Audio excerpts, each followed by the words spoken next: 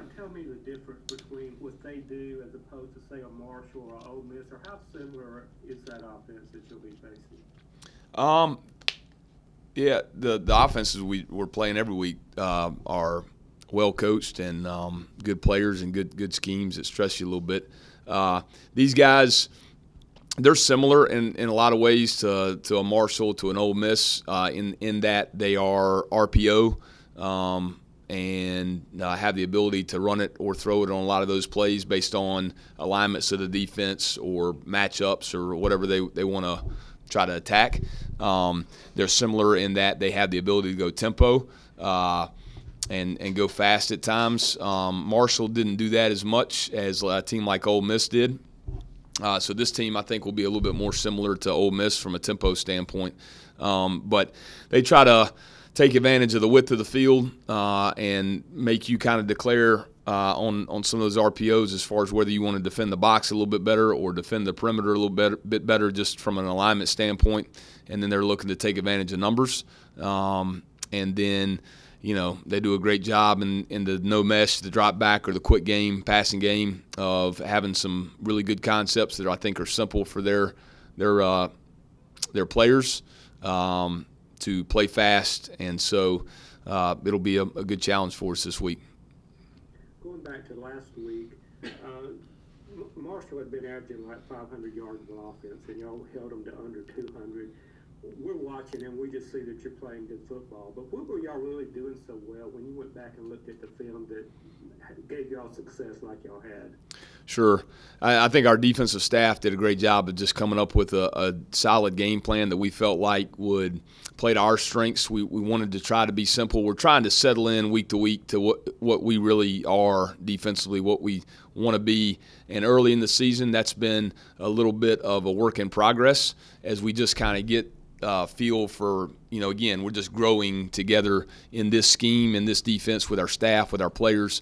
But I think we did a good job of last week of taking away maybe some of the access throws that they maybe wanted to look for if they had maybe some soft coverage looks on an RPO, on an early down, that they maybe would take an easy throw and catch. So I think we did a nice job of disguising a little bit of what we were doing and just giving them different looks to where, a corner might be pressed and he might stay pressed, or a corner might be pressed and then he might get out of there. But maybe just taking away some of the easy pre-snap looks at times and then just really playing base defense and trying to change the fits in the box a little bit, match the numbers well, and then just get our guys playing fast. So we're really proud of the effort. Thought the guys played really hard. They're getting better every week. We want to be as consistent as we can, and we're still not where we want to be. But if we keep working hard, that's what we're stressing to our players. We just keep working hard. We're just going to keep getting better each and every week, and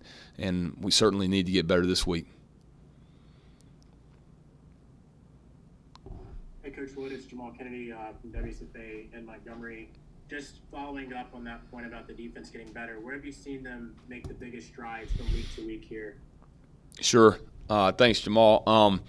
Again, just kind of settling into some of the things. The first couple of weeks of the season, we kind of made some adjustments to some of the schemes that we were doing to try to just get things the best that we could get them. And so we've had to take a little bit of practice time to work through some of those issues. But I think that the thing that's leading to our improvement, hopefully, and will continue to do so moving forward, will be we have an identity. This is who we are. This is what we basically want to do week in and week out. And we've got calls that can change where the stress points are for us and also take advantage and attack the offense that we're playing a little bit.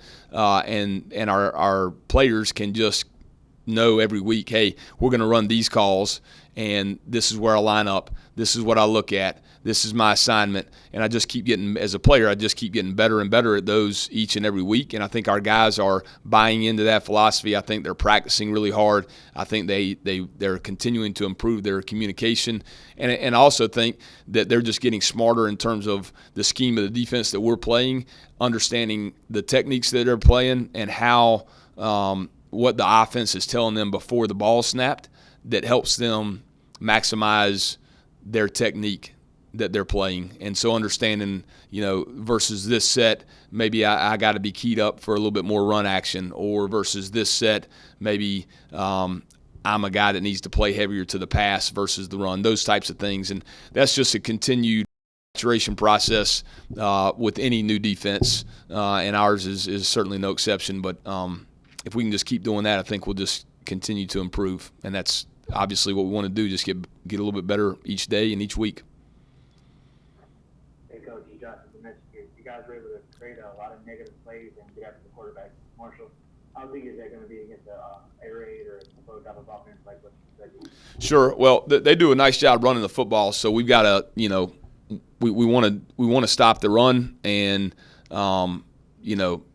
being able to create some negative plays in the run game is great. And certainly the more you can limit the team's ability to run the football, then you force them maybe to go to the passing game a little bit more.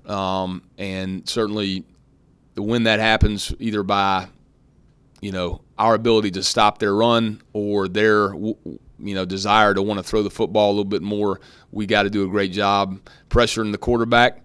He's a good player. They've got really good skill players. They've got a great scheme. So we've got to make the quarterback feel uncomfortable, and whether that's we get sacks, we get pressures, or we just get him off his spot to where he's just not sitting back there and has all day to just kind of go through his full progression and feel that he's got a lot of confidence in an open pocket. Those are the things that I hope we'll be able to do and help us from a passing game standpoint.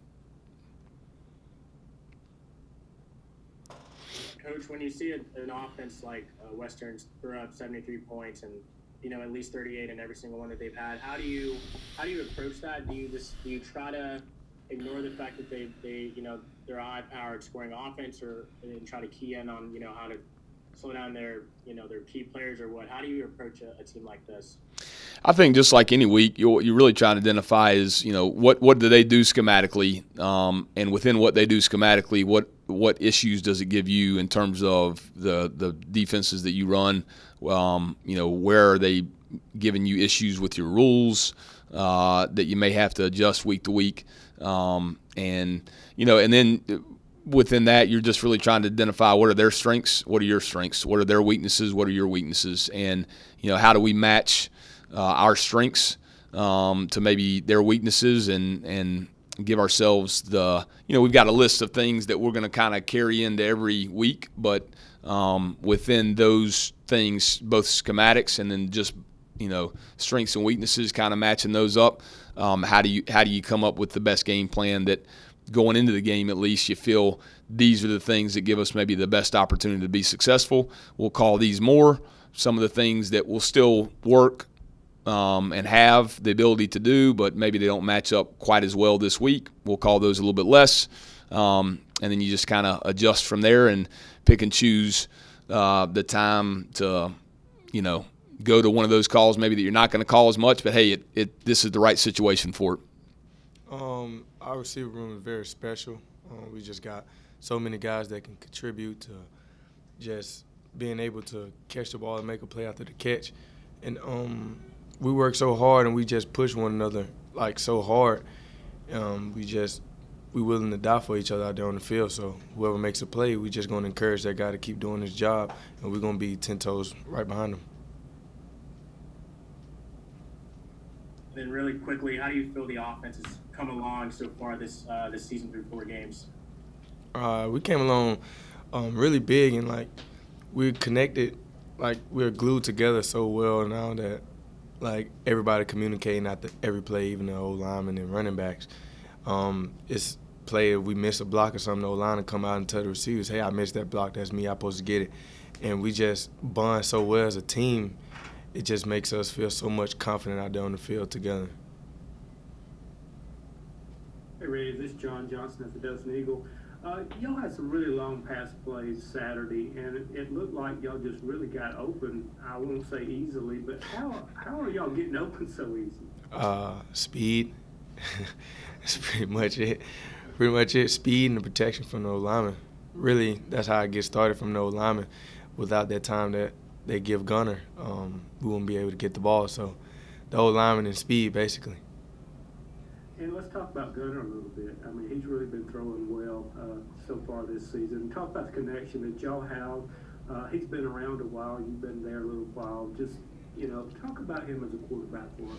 It's the chemistry we have with Gunner. He's just one of us. He's just a funny guy. He's always going to joke around, but when it comes to football, it's time to go.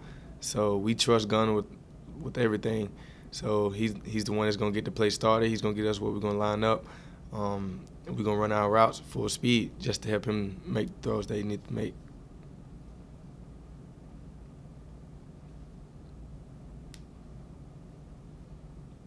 Anybody else for Tess? One quick question. I remember a couple of weeks ago you missed a game or so. What was the injury, and how are you now with all that? It was just a little slight injury that I just had.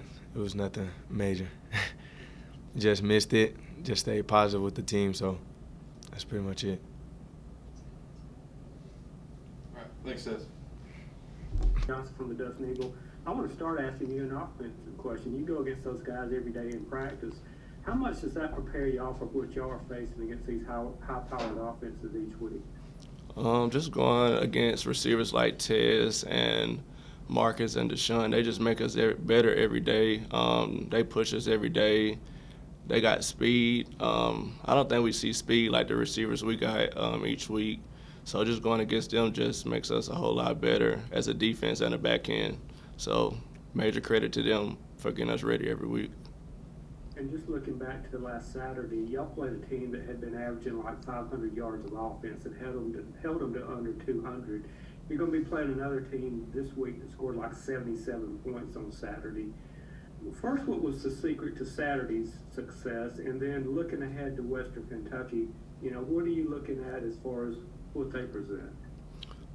Just from this past week, I can say give a big credit to our D-line because it all starts with them. They had major pressure on the quarterback every snap, and that just makes it better for the back end. Easier for us to make plays because we all work together out there.